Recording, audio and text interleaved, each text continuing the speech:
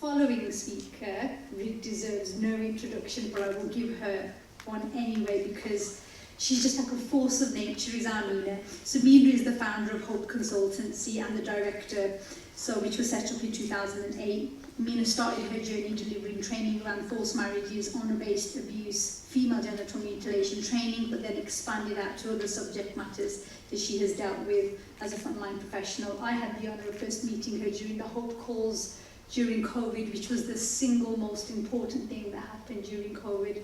So without further ado, Meena Kumari. That's the first thing I forgot from this morning. I'm like Nicole, I'm really glad I'm not looking at a Zoom screen. I'm really glad I haven't got pyjamas on, because that's what I'm usually wearing when I'm on Zoom, and I'm wearing a bra.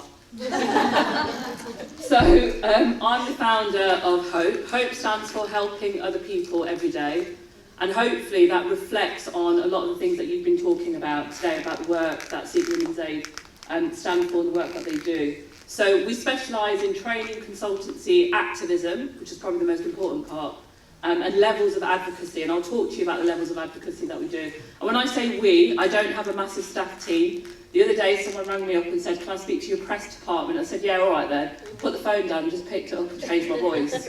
Because I am the press department.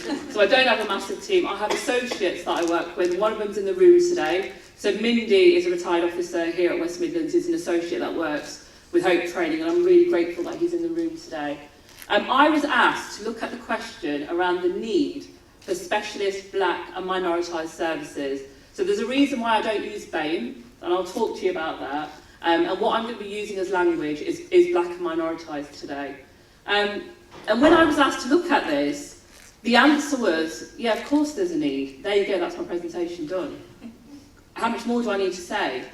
And only this week there was an article that came out about one of the founders of Southall Black Sisters, so Pragna Patel, after 40 years is retiring. She's stepping down in January next year. 40 years. Pragna Patel was one of the first kind of brown feminist women that I actually saw when I started in the sector and really looked towards. And that was 40 years ago. Nicole talked about 50 years ago, the first refuge provision, was opened the doors, and it literally was a home.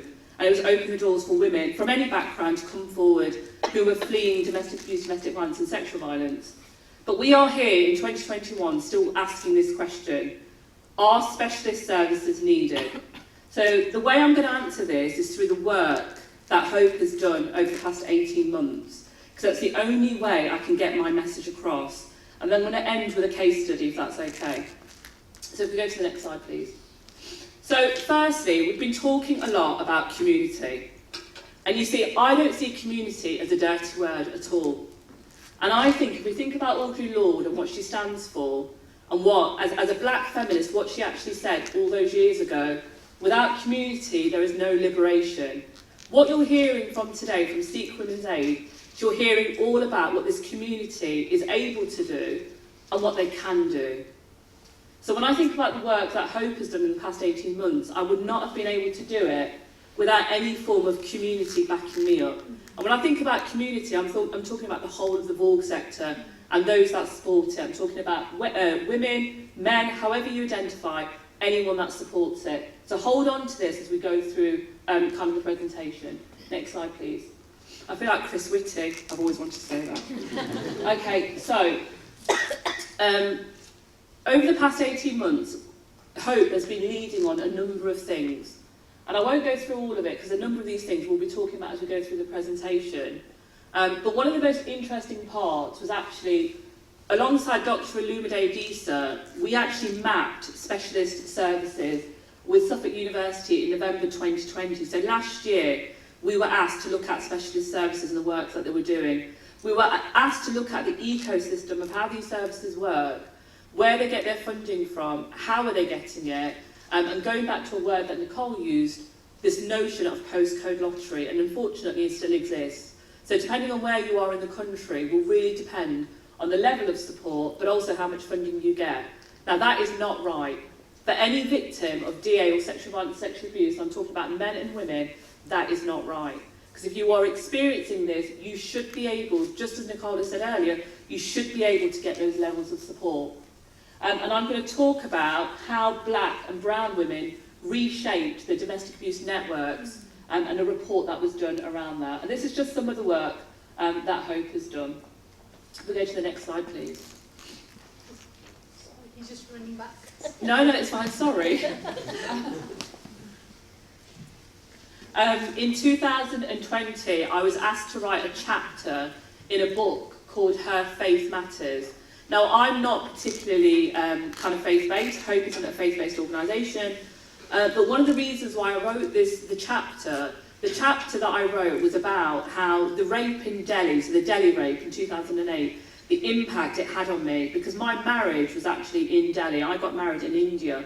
It wasn't a forced marriage, it wasn't an arranged marriage, it was just a marriage. I decided to have a destination wedding back in those days.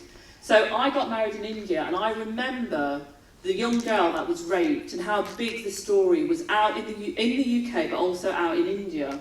So I wrote a chapter about it in Her Faith Matters. The other thing I did in 2021 is I wrote a chapter about buying for and specialist services and the role that they've played during lockdown and during COVID. Please do not underestimate what these women and men were doing during lockdown.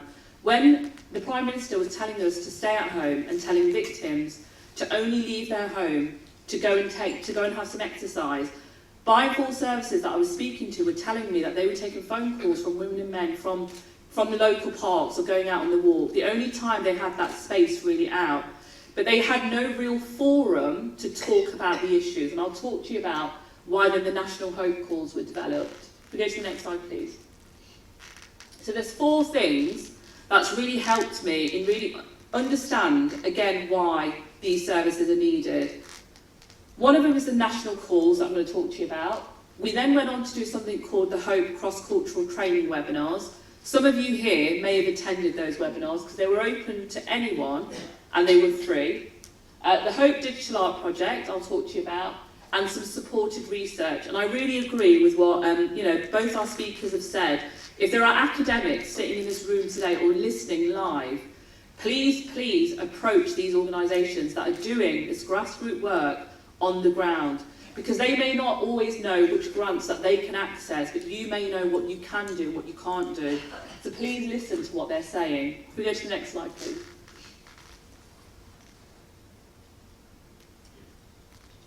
So the National Hope Calls were pretty much set out of a conversation. So in April 2020, I was speaking to black and brown women working in the sector who were pretty much saying to me, we have got no outlay. We want to be able to get away from work and talk about the domestic abuse cases that we're picking up. We want to know these themes. So I'll give you an example. Someone gave me a call and said, forced marriages are being taken place on Zoom.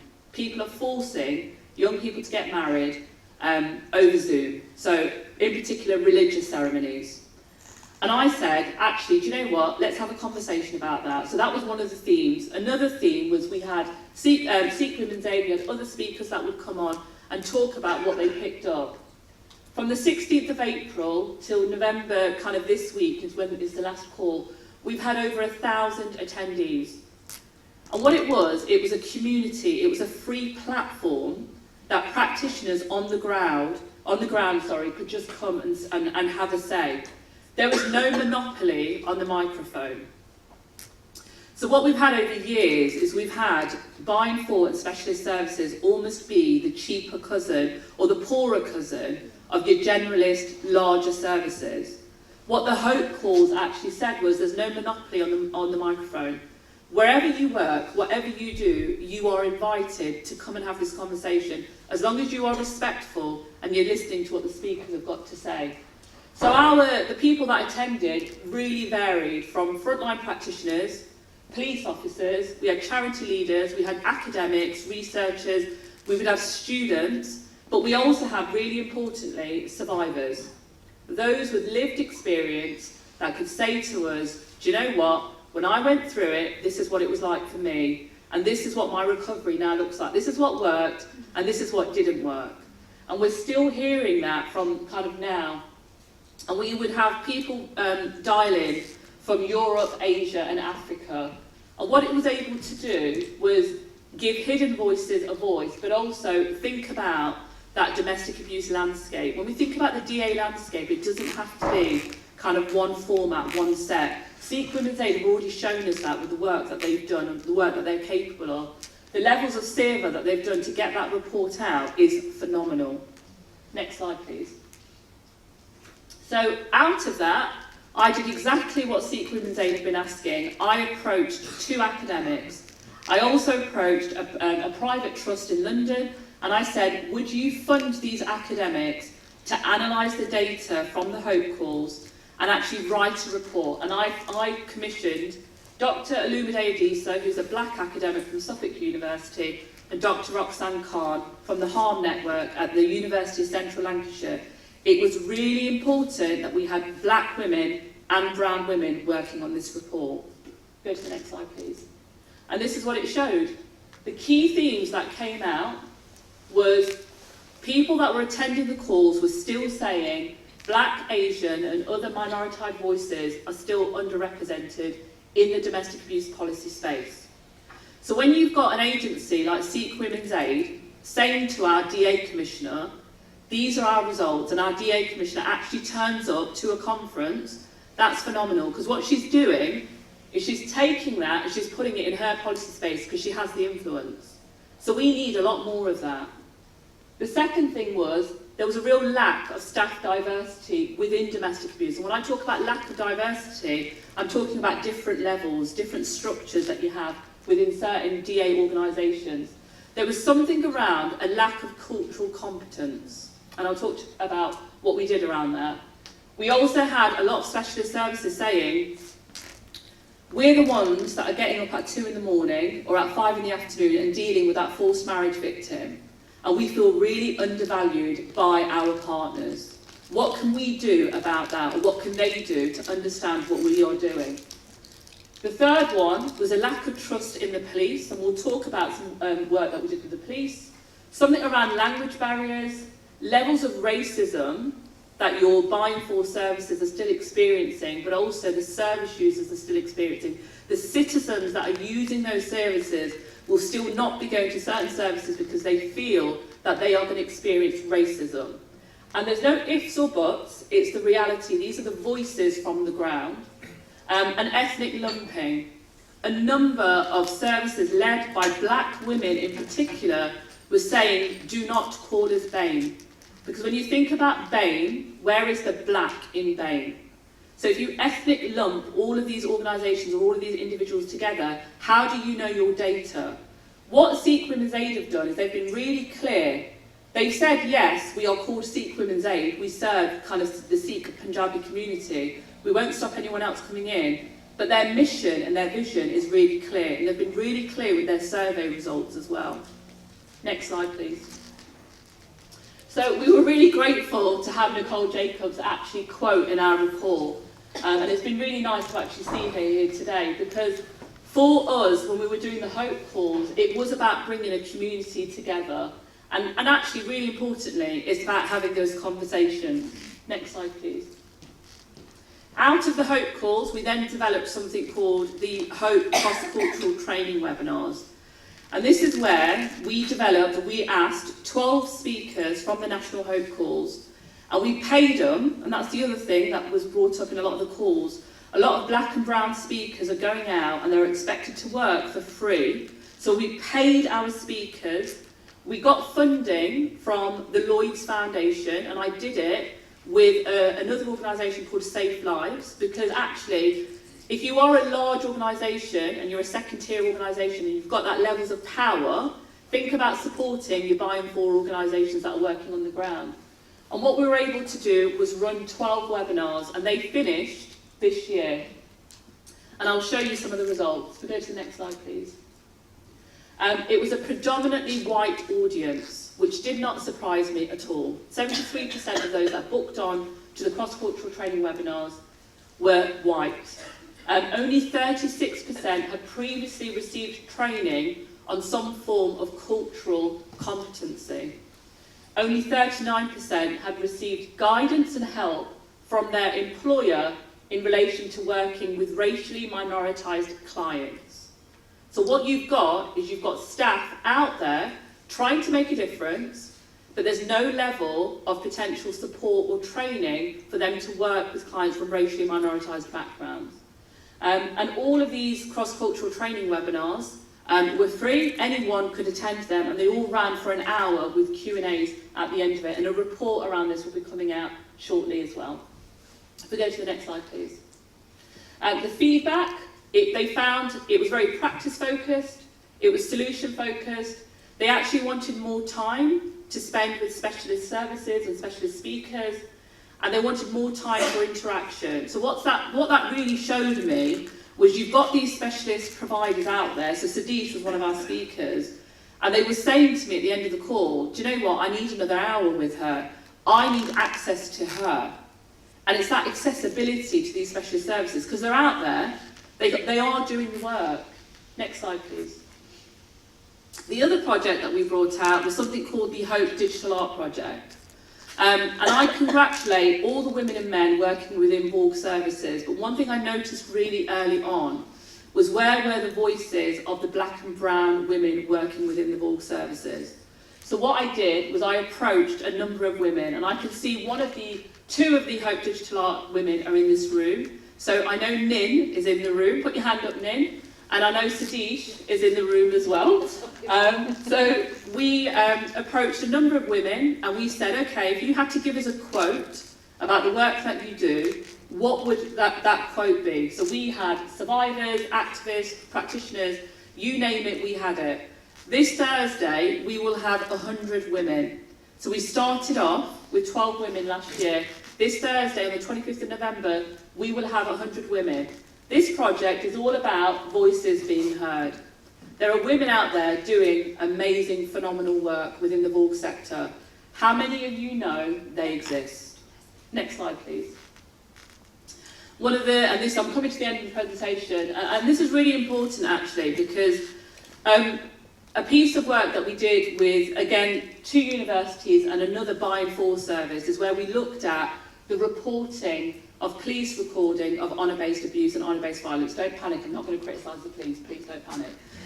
So what we wanted to know was 7 years on from the original report that the Iranian and Kurdish Women's Rights Organisation done, another phenomenal service in London. 7 years on, where are we with A, police officers getting training on so-called honour-based abuse and forced marriage, how they record it on their system, so how it's kind of primed, but also conviction rates. So the first one, it was great, because from 2014 to 2020, we're seeing a 70% increase in all the forces where we did freedom of information requests. We saw a 70% increase from the forces, and we looked at the years 2018 and 2019. However, conviction rates are still incredibly low around forced marriages and HBA. Mindy, one of the associates that works with Hope, led on an investigation in your area around forced marriages and was successful. Now that's phenomenal, because he was able to work alongside the specialist services with the survivors, but also using his investigation skills that he would have gained from this force. But one of the things that came out of the report was the levels of training, and I would say the lack of training, officers are getting. So we are expecting officers to go out and crime and investigate so-called HBA, forced marriage, female genital mutilation, but we're not providing them the appropriate resources or the tools. Because I get a lot of comments where people will say to me, look, the police are not doing it right. But I will also look at it from the police's perspective, and what can specialist services do in order to support the forces that they are working alongside. Because your outcome, you want your client, you want that survivor, you want your citizen to be safe, and that's what it's about. It's about safety. And earlier, your Victims Commissioner talked about, what would you classify as, a good outcome, a good restorative kind of justice outcome. But what justice will mean for Meena, as a South Asian brown woman, is going to be very different to another woman or another man that might be experiencing this. So this research is on the Hope website if anyone's interested. And it's just a few more slides before I finish. Go to the next slide, please. So why are specialist black and minoritized services needed? Natasha was one of the black women that we quoted as part of the Hope Digital Art Project. And what she talks about is something around greater equality access to support for all survivors of domestic abuse. We need to acknowledge intersectionality, cultural and wider needs. And unless these inequalities are addressed and barriers removed, the same communities will continue to lose out. And that's what we're talking about. We're talking about a number of people out there who are not getting the level of support or are losing out because we're not addressing these inequalities. And it comes down to something, that we've known for absolutely years. Next slide, please. So, Sister Space in London, and I had to talk about Sister Space, but I couldn't do this presentation without talking about Ngozi and her team. The first thing about Sister Space that I will say, and one thing that I respect the work that they do, is they are unapologetically black. They are black women leading services for black survivors of domestic abuse. And what they've been able to do in 18 months, or just under 18 months, is get a survey backed by 100,000 people where it's compulsory, mandatory training is to be delivered, not just to police forces, but to any services that are working within the black community, and in particular with black women. The work that they have done has been absolutely phenomenal. So if you haven't heard of them, have a look at their website, follow them on Twitter, and have a look out for what they've got coming up as well. If we go to the next slide, please. And lastly, why are specialist services needed? Well, please meet Tina. Tina is someone that I've been working with for the past few months. It's someone that I've known for a number of years. It's someone who has accessed by and for services. When she was told by her husband, who had kicked her when she was pregnant, that he would burn the house down, she was then teaching her children on how to escape that property kind of appropriately and safely. This is the extent of what we're dealing with. Tina was left with £40,000 debt when she left that abusive situation. She went into accommodation-based services. Do not ever underestimate the levels of work accommodation-based services can do for victims and survivors. She had outreach services, she went through family court, she had legal aid, she contacted the police. That was her journey, that was her process. Only recently, she's just finished a programme with myself called the Adult Recovery Toolkit. We run it on a Monday for black and minoritised women only. 3 weeks ago, Tina presented to 45 police officers in Leicester on her journey and her experience. She's never publicly or openly spoken about her case. She got a standing ovation, and it's something that she's going to really cherish as she goes on. She went on to get married after she left the abusive relationship, and what she talks about is the levels of empowerment. Not only did she receive from Hope, but the other specialist by and for services. So if you're going to remember anything from today, just remember what these specialist services are doing for people like Tina. We go to the last slide. And I just want to end with a quote. There's really no such thing as the voiceless. There are only the deliberately silenced or the preferably unheard. Sikh Women's Aid will be heard. They are being heard. They're going to continue to be heard. Thank you, everybody.